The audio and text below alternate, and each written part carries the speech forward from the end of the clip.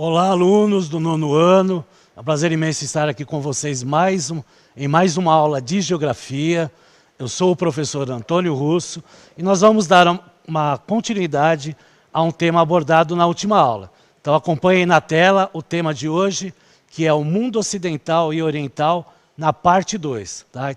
Então nós vamos aí dar uma continuidade nessa aula aí que nós começamos na aula anterior, falando aí sobre a questão aí da Guerra Fria, e aí nós vamos passar aí alguns aspectos também da Guerra Fria, e depois entrando aí na nova ordem mundial, né, dando essa ênfase aí sobre o mundo ocidental e o mundo oriental. Vamos para a próxima tela para a gente relembrar o processo que nós vamos ter aí, que vamos trabalhar. Então vamos lá. Nós vamos trabalhar aí a habilidade que faz parte aí do currículo, habilidade 6, associar o critério de divisão do mundo em Ocidente e Oriente, a partir do sistema colonial implantado pelas potências europeias e analisar as consequências políticas, econômicas, sociais, culturais e ambientais para diferentes países. A unidade temática, conexões e escalas, objetos de conhecimento, integração mundial e suas interpretações, globalização e mundialização, tá certo? Então, é a continuidade aí da aula anterior que nós vamos dar prosseguimento, mas antes nós vamos ter aí um vídeo, né, falando aí sobre o Objetivo de Desenvolvimento Sustentável número 16, que fala sobre paz, justiça e instituições eficazes. Daqui a pouco a gente volta.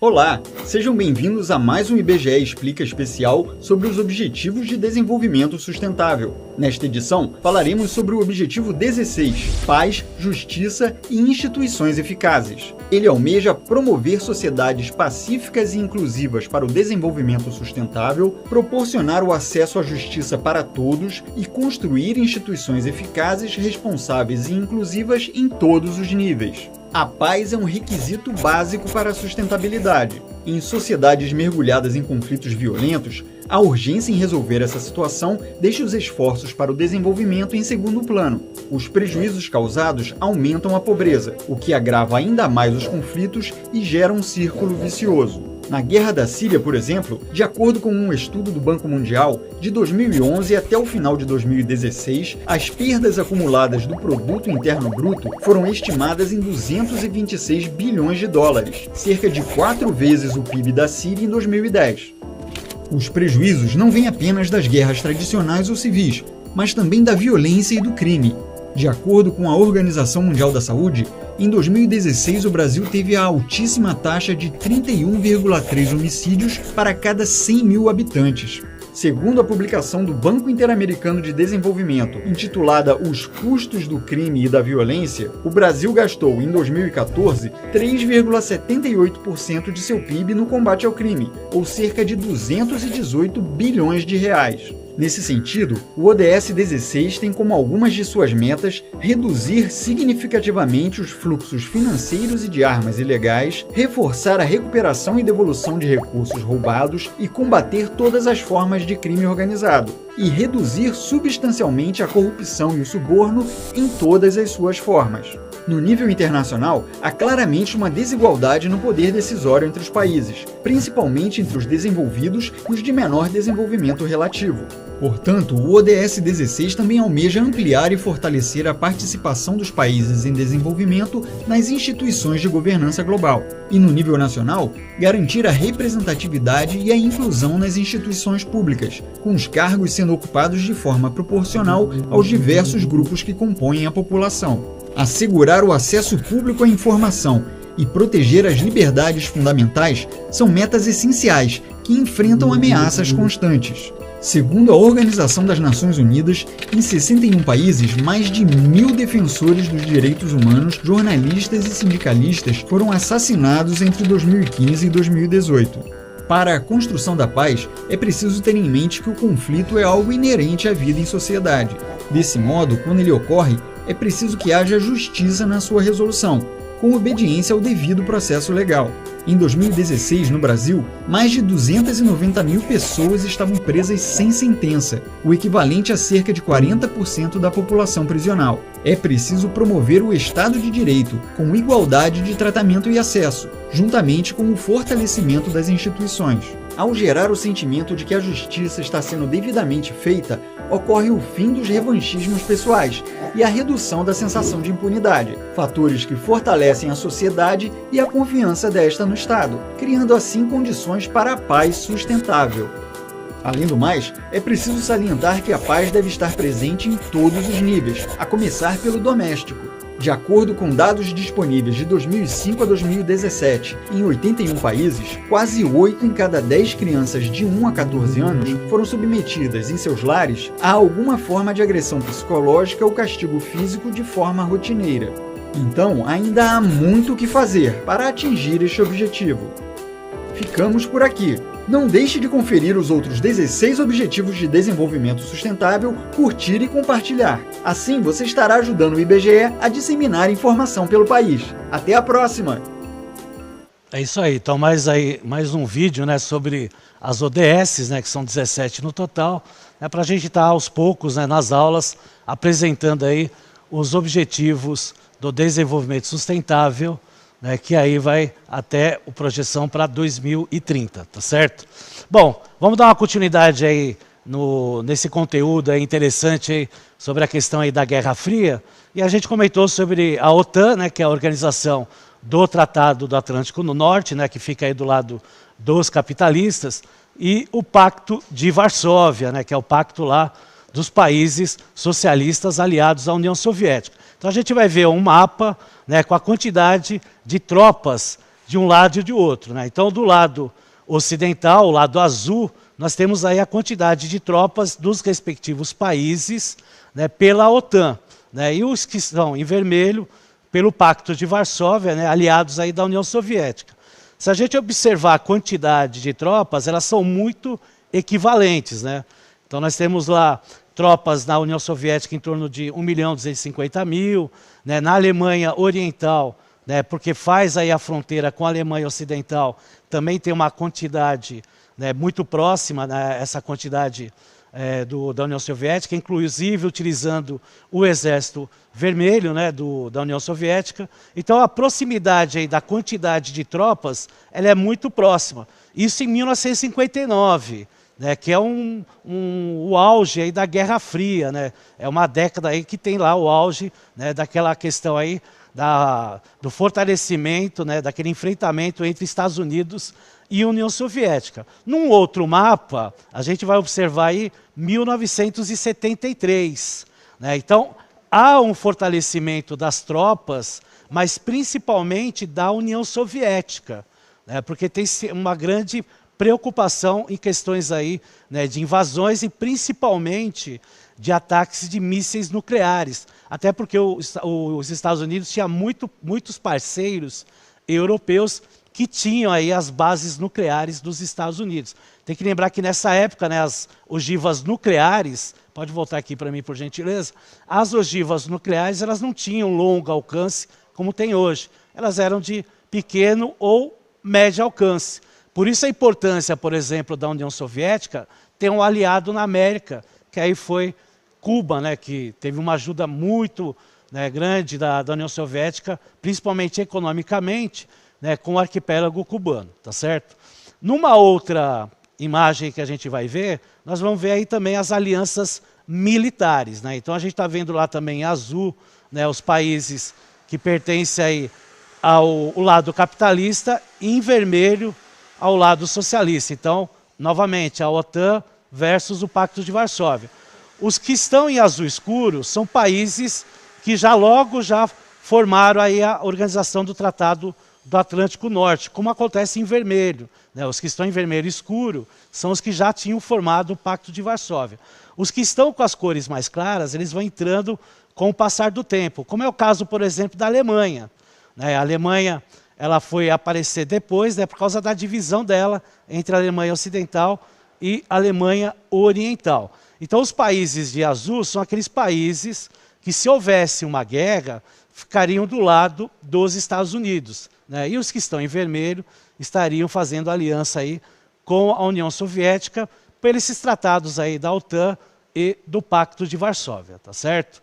Nós temos aí também um outro mapa em cima desse, né, dando uma referência sobre as alianças econômicas, tá certo? A mesma coisa nessa relação, né, o lado ocidental, o lado capitalista, né, com ajuda econômica, principalmente dos Estados Unidos, principalmente pós a Segunda Guerra Mundial, e os que estão em verde se aliando economicamente aos países que estão em azul, tá certo? E os países em vermelho fazendo alianças econômicas com a União Soviética, começando aí pelo Comecon lá, que é, né, o comércio mútuo entre os países socialistas, né? Então vejo que, né, a gente observa o mapa, né, e claramente a gente observa uma divisão entre Ocidente e Oriente na própria Europa, né? Então Europa Oriental, Europa Ocidental. Então essa divisão é bem clara, né? E a gente viu, né, na aula anterior um mapa mundi que também mostra uma divisão que tem essa aparência de ter o lado oriental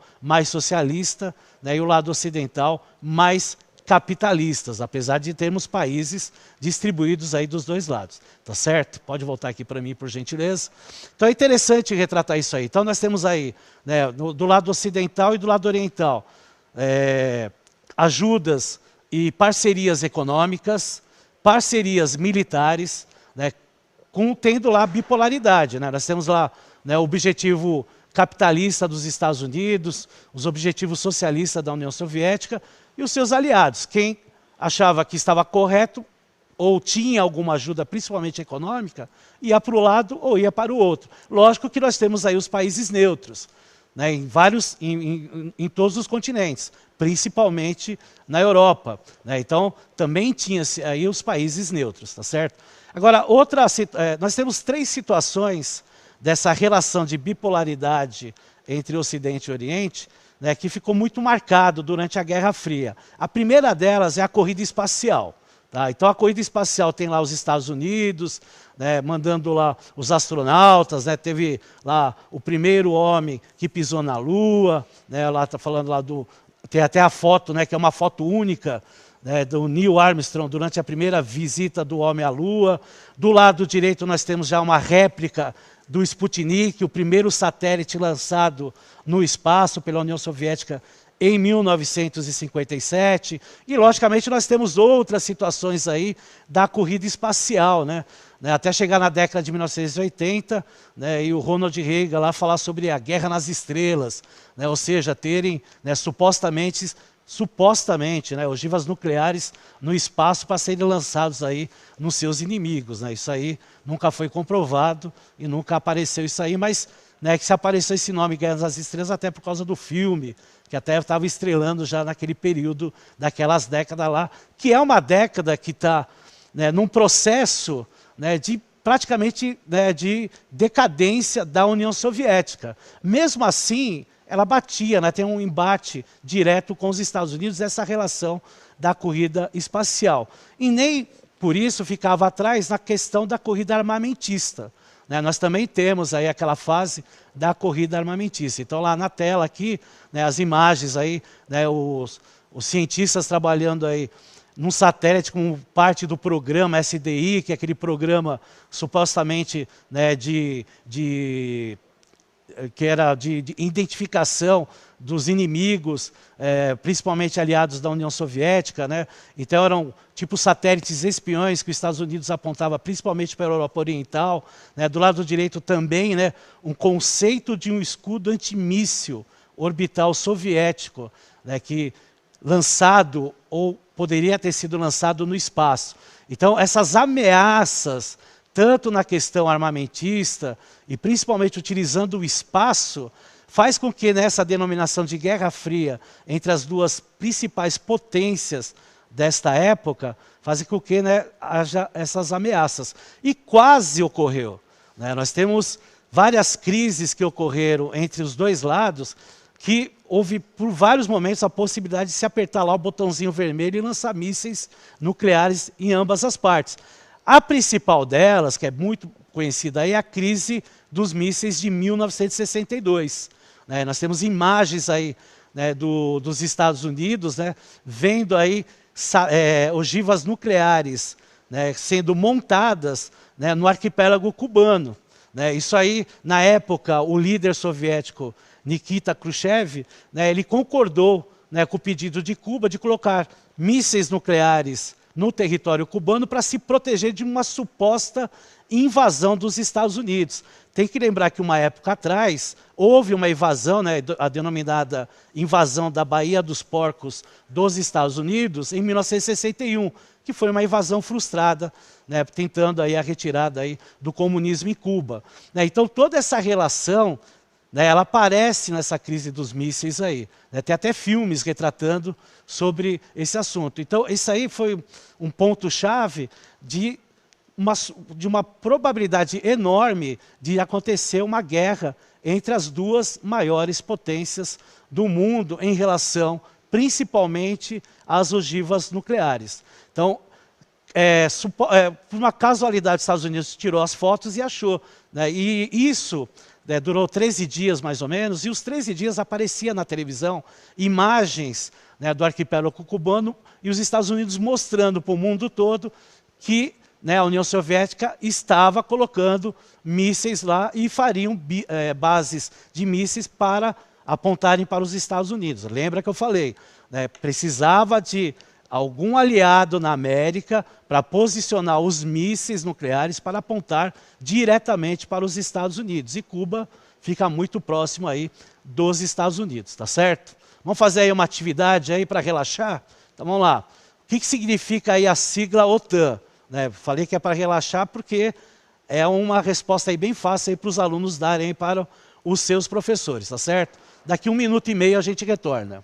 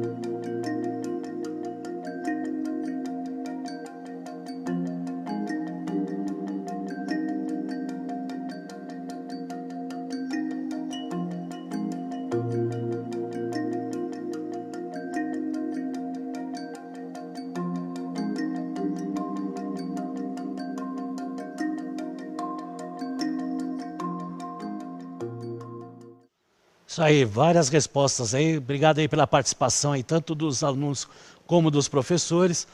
O professor Claudinei colocou uma coisa interessante, né? Foi um momento mais próximo de uma guerra nuclear. É isso aí mesmo, professor.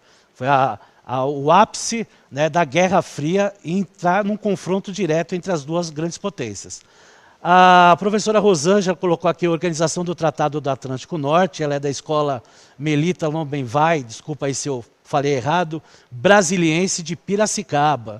Né, nós temos aqui o professor João Wagner, organização do Tratado do Atlântico Norte, né, a professora Olga, também falando sobre a organização do Tratado do Atlântico Norte. Exatamente isso, né, aquela formação militar pelo lado dos capitalistas e aí depois, né, a formação do Pacto de Varsóvia, para caso, né, houvesse aí um enfrentamento entre os dois lados, aí, a União Soviética versus Estados Unidos, tá certo?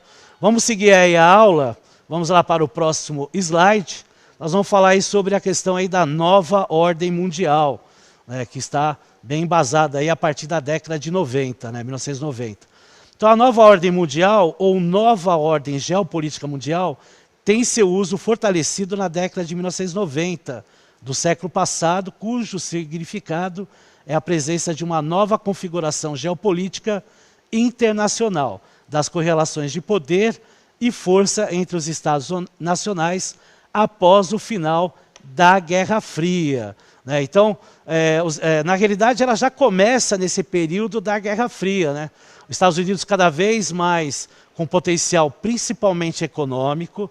Né? Já nesse período de meados da década de 1980 para final da década de 80, já começa a ter acordos, né, para se retirar, né, mísseis nucleares, né, dos parceiros, tanto dos Estados Unidos como da União Soviética. Né. Tem que lembrar que Mikhail Gorbachev se torna aí líder soviético em 1985, né, e decreta lá a perestroika e a glasnost, né, que são, né, a perestroika é uma nova formulação econômica na União Soviética, uma maior libertação, né, liberdade, né, e aí as repúblicas já começam a ficar de olho numa liberação, né, de uma dissolução da União Soviética. Né, a glasnost já é uma nova ordem política, né, já diferente, né, da questão lá do comunismo, né, implantado aí pelo Partido Comunista Soviético.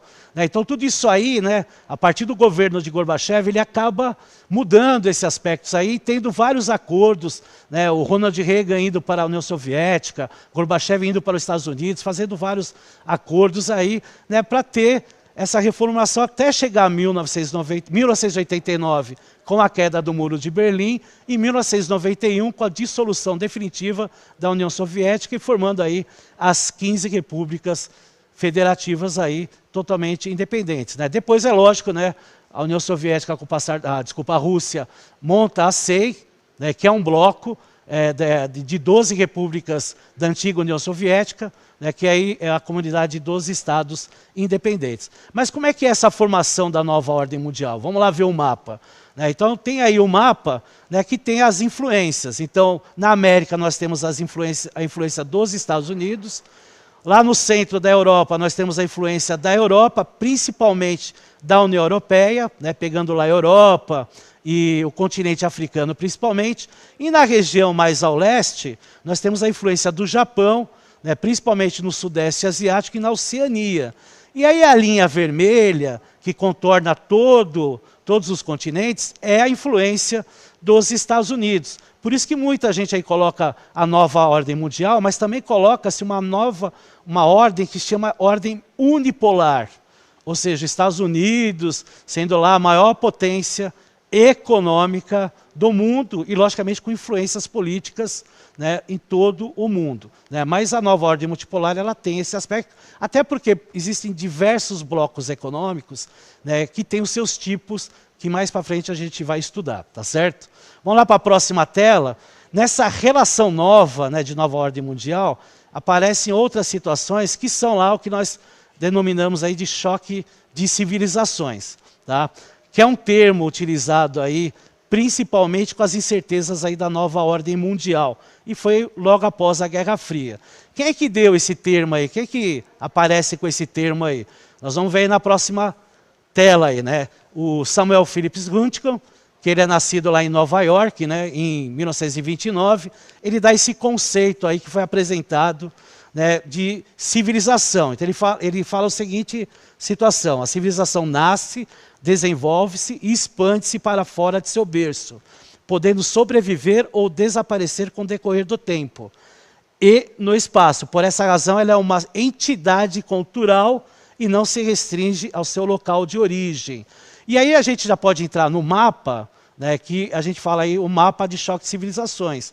Né, eles estão bem lá, né? A gente vê lá na parte ocidental, né, a formação da América do Norte, lá Estados Unidos e Canadá como sendo ocidental junto com a Oceania, junto com a União Europeia, a América Latina. Então nós temos aí várias situações aí como choque de civilizações, em vários aspectos aí, tá certo? Mas é lógico que todo termo, toda situação que é utilizada, ela tem, né, o seu lado contra. E aí nós temos o choque da ignorância. Né, vamos lá, já pode entrar na próxima tela. O choque da ignorância, ela vem aí, né, do Edward Said, que nasceu em Jerusalém, né, que ele diz num artigo publicado que ele é contrário a essa posição de Huntington, né, mostrando aí outros olhares para a proposta dele. Said desconsidera a dinâmica e o pluralismo dos grupos humanos. Então, Said acredita que as civilizações não apresentam identidades monolíticas fechadas, como a gente viu no mapa anterior apresentado por Huntington. Tá certo, pessoal? Então, essas situações aí que aparecem depois da Guerra Fria, logicamente, ela não aparece como ocidental e oriental, mas são reflexos de tudo que se aconteceu, principalmente nessa relação de bipolaridade, transformando aí numa multipolaridade, né, os Estados Unidos dando um destaque a mais, e essa questão aí das civilizações, que vocês ainda vão ter essas aulas no ensino médio sobre essa questão aí de choque de civilizações, tá certo? Entra aí no Saiba Mais, né, para fazer uma pesquisa aí, se quiser saber sobre a dissolução da União Soviética. Não esqueçam de avaliar a aula, né, infelizmente a aula já acabou. Agradeço aí pela participação, obrigado por ter, né, assistido a aula, um bom final de semana e se cuidem, pessoal, até mais.